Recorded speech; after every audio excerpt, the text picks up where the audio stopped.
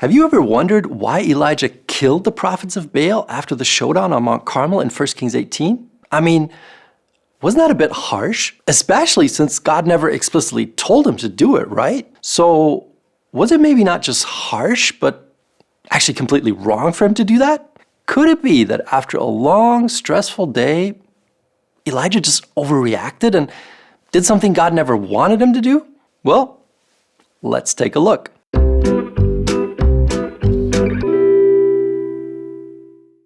Welcome to Masterpiece. My name is Chris, and in this episode, we're looking at a well-known story in the Old Testament, more precisely in the book of 1 Kings, chapter 18, where Elijah and the prophets of Baal are engaged in a showdown on Mount Carmel to determine who the true God is. Really fascinating story, and in this video, we're focusing especially on the end of the story, where it says in verse 40 that Elijah killed the prophets of Baal at the brook Kidron. And the question is, why?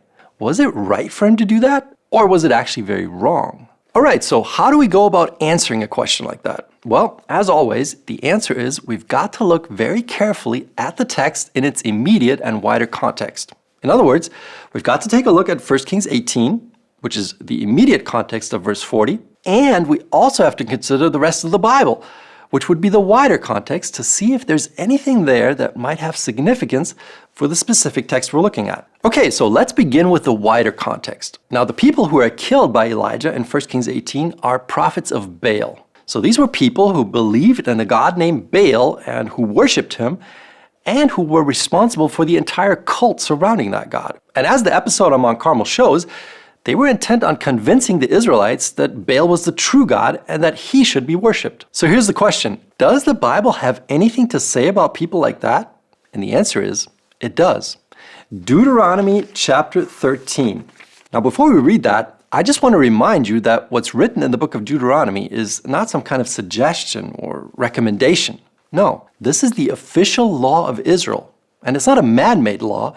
This is what God spoke to Israel through Moses. So here's what God says, Deuteronomy 13, starting in verse 12. If you hear in one of your cities, which the Lord your God is giving you to live in, anyone saying that some worthless men have gone out from among you and have seduced the inhabitants of their city, saying, let's go and serve other gods, whom you have not known, then you shall investigate, search out, and inquire thoroughly.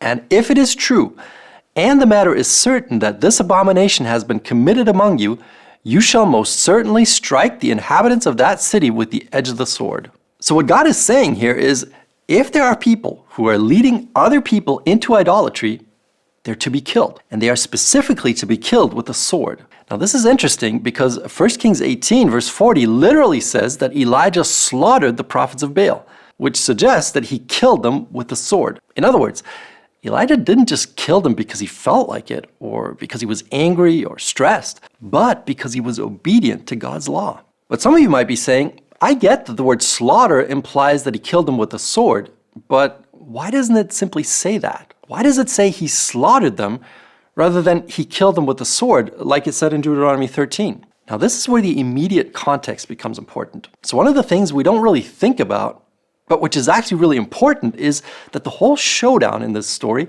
revolves around offerings. I mean, theoretically, it could have been about something else, right? But Elijah makes it about offerings. And from verse 38, we know that it was specifically a burnt offering, which according to Leviticus 1 was an offering by which atonement was made, and which involved a specific procedure that climaxed in the consumption of the sacrifice by fire. So it wasn't enough to simply arrange the pieces of the sacrifice on the altar. But that's exactly what happened with the prophets of Baal. Their God never answered their plea for fire, which means the sacrifice remained incomplete. And consequently, there was no atonement. The Lord, on the other hand, hears the prayer of Elijah, and he does send fire from heaven, which falls on the sacrifice and consumes it. Now this is significant because, as we know from other passages in the Bible, fire from heaven is a form of judgment, which in this case really should have fallen on the people, right? Because they're also indicted by Deuteronomy 13. But instead, it falls on the sacrifice. It falls on the substitute, which means the context doesn't just clarify which God actually exists, but also which God is able to make atonement and how that atonement is made. And that's obviously an important issue in this context because Israel is very much in need of atonement. So the whole showdown demonstrates in a very dramatic and powerful way that Baal cannot take care of the human sin problem, but only the Lord can do it. And he does it by sending the judgment on the substitute, which represents himself. So what does all of that have to do with the term slaughter? Well, as you may have already noticed, slaughter is a term that's strongly connected to the topic of sacrifices in the Bible. And it's not the only one in 1 Kings 18, because as the prophets of Baal are dancing around their altar, it says in verse 28 that they cut themselves with swords and lances until blood poured out on them. Now the terms blood and pour out together occur almost exclusively in the context of sacrifices or with regard to murder, which suggests that the prophets of Baal are here beginning to kill themselves, and that this killing is a kind of sacrifice. And once we see all that, we understand why it says that Elijah slaughtered them. The execution of the priests is a sacrifice of sorts. Why? Because they serve a God who cannot take care of the sin problem and who did not become the sacrifice himself, which means they have no substitute who will carry the penalty for their sin, and therefore they have to carry it themselves. So rather than being unfair, their death is the just penalty for their sin. So what does that have to do with you and me? Well, just like Israel, we're also tempted to worship other gods that take the place of God. And too often, like Israel, we're wavering between these gods and God, never really committing ourselves fully to one or the other. But the story says, look, these gods you're so attracted to, they're just human inventions. And they can't solve your real problem, your existential problem of sin and guilt. And in the end, they're going to lead you to death. But there's a God in heaven who's alive and interested in a personal relationship with you. And that God loves you so much that he gave himself. He died in your place. He took the judgment on himself so that you can live. How long do you want to waver? Choose him and choose him all the way.